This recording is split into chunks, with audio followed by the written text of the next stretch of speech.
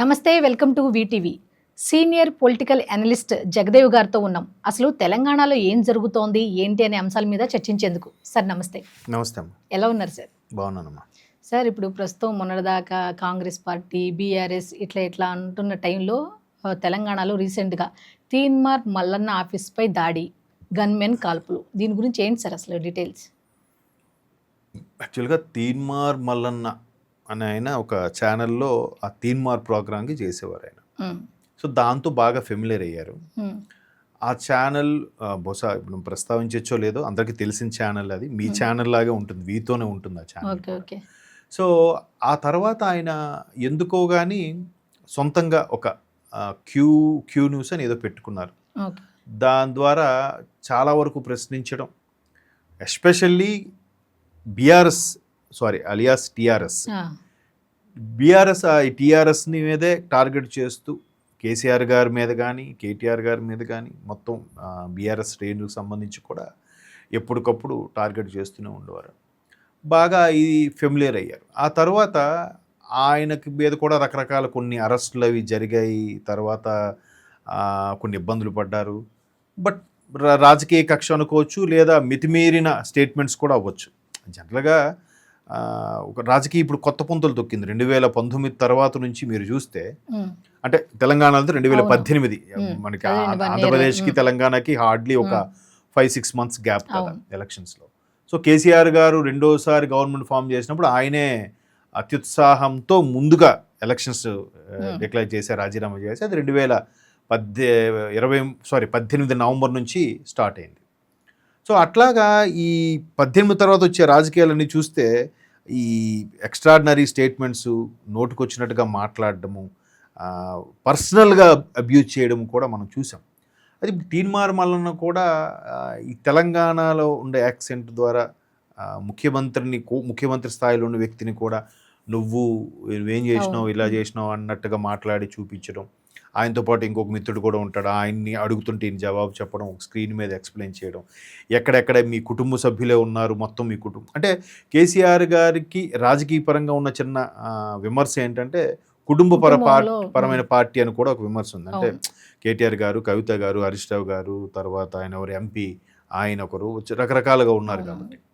So అట్లాంటి విమర్శలు ఉన్నప్పుడు ఈయన బాహాటంగా చెప్పడం ఇవన్నీ జరిగాయి. అయితే మొన్న 23 ఎలక్షన్స్కి ముందు ఆయన తీన్మార్ మల్లన్న కాంగ్రెస్లో టికెట్ కోసం ప్రయత్నిస్తున్నారని, కాంగ్రెస్కి ఫేవర్గా ఉంటున్నారన్నట్టు కూడా కొన్ని వార్తలు వచ్చాయి. బట్ తర్వాత టికెట్ కోసం కాకపోయినా ముఖ్యమంత్రి రేవంత్ రెడ్డి గారిని కలవడం అవన్నీ మన వార్తల్లో చూసాం. తర్వాత ఎమ్మెల్సీ ఏదో ఇచ్చినట్టున్నారు. సో అటువంటి తీన్మార్ మల్లన్న గారి ఆఫీస్ మీద రీసెంట్గా ఒక 4-5 డేస్ బ్యాక్ అటాక్ జరిగింది. అయితే ఆ అటాక్ ఖచ్చితంగా బీఆర్ఎస్ వాళ్ళే చేసుంటారా, లేదా బీఆర్ఎస్ వాళ్ళు చేశారా అనే వార్తలు అయితే వచ్చాయి. దాని తర్వాత కవిత గారి యొక్క అనుచరులు ఎవరో చేశారు, తెలంగాణ జాగృతికి సంబంధించిన వాళ్ళు అని. అది మామూలుగా అటాక్స్ చేస్తే చేసుండొచ్చు. బట్ తీన్మార్ మల్లన్న గన్మెన్ గాల్లో కాల్పులు జరపడం, ఇది కాస్త పెద్ద ఇష్యూ అయ్యింది. సో ఇట్లాగా ప్రతి ఒక్కరూ కూడా ఎవరైతే లైమ్ లైట్లో ఉంటున్నారో, లైమ్ లైట్లో ఉన్నప్పుడు వాళ్ళని అటాక్ చేస్తే మనకు తెలియకుండానే ఒక హైప్ వస్తుంది అనే పంథాలో కూడా కొంతమంది రాజకీయవేత్తలు, ముఖ్యంగా ఈ జర్నలిస్టులు ఈ మధ్యన కొంతమంది పేర్లు చెప్పలేను కానీ ఆ విధంగా తయారయ్యారు. అఫ్కోర్స్ న్యూస్ ఛానల్స్లో కూడా గట్టిగా మాట్లాడితే కొన్ని పార్టీలకి ప్రోగా ఉంటున్నాయి, అది మనం చూస్తున్నాం. అంటే ఎవరిష్టం వాళ్ళది. బట్ ఎక్స్ట్రీమ్ లెవెల్కి వెళ్ళి ఏది ప్రజెంట్ చేయకూడదు, ఎక్స్ట్రీమ్ లెవెల్లో చెప్పకూడదు. బట్ ఇక్కడ ఏంటంటే బాగా వాళ్ళకి ఫేవర్గా ఉంది అని తెలిసిపోయేలాగా ప్రవర్తిస్తున్నారు.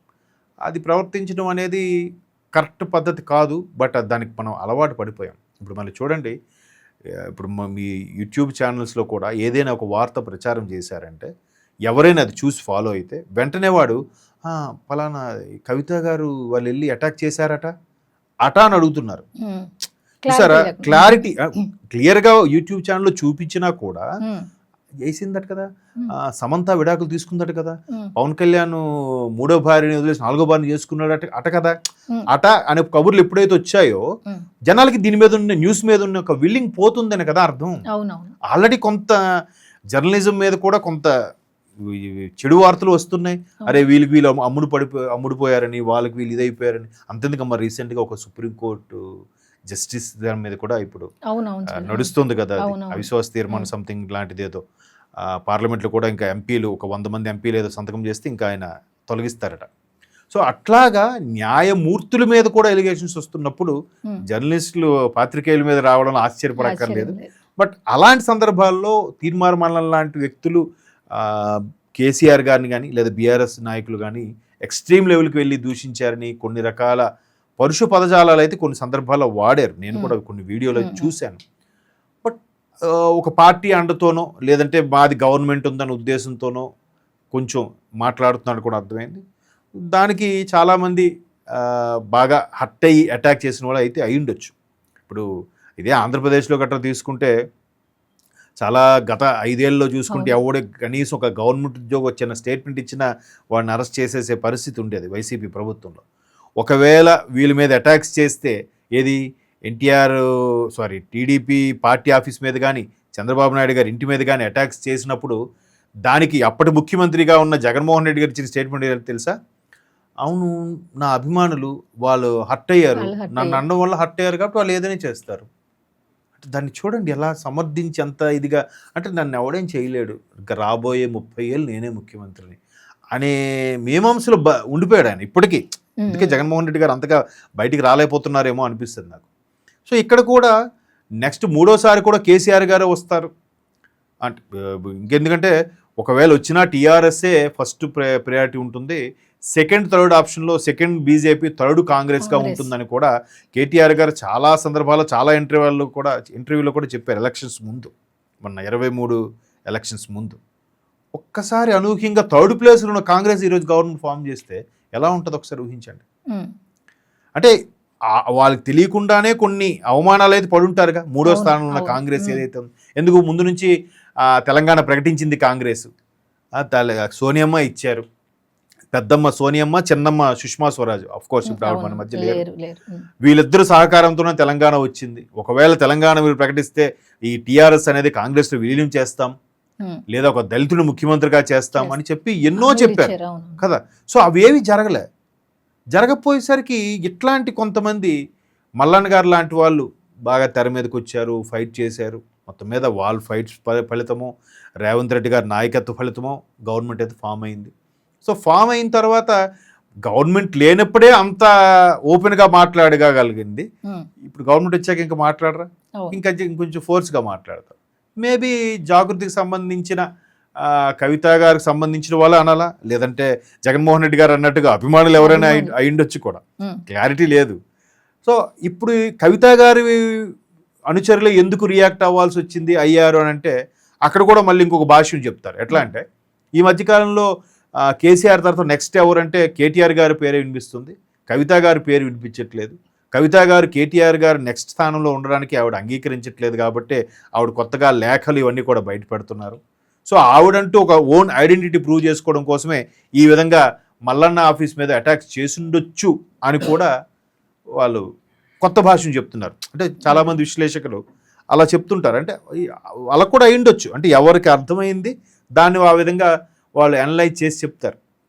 కవిత గారు కూడా నేను కూడా తెలంగాణ కోసం కష్టపడ్డాను, నేను కూడా పార్టీలో ఉన్నాను, ఎంతసేపు కేసీఆర్ తర్వాత నెక్స్ట్ ఎవరంటే కేటీఆరే ఎందుకు అవ్వాలి, కవిత కాకూడదు, ఆ అమ్మాయి అయితే లీడర్గా ఉండకూడదు అనే దీంట్లో కూడా కవితని సపోర్ట్ చేసేవారు, కవిత గారిని సపోర్ట్ చేసే ఒక వర్గం ఉంటుంది కదా, వాళ్ళు ఈవిడి వైపు ఒత్తాసు పలుకుతున్నారు.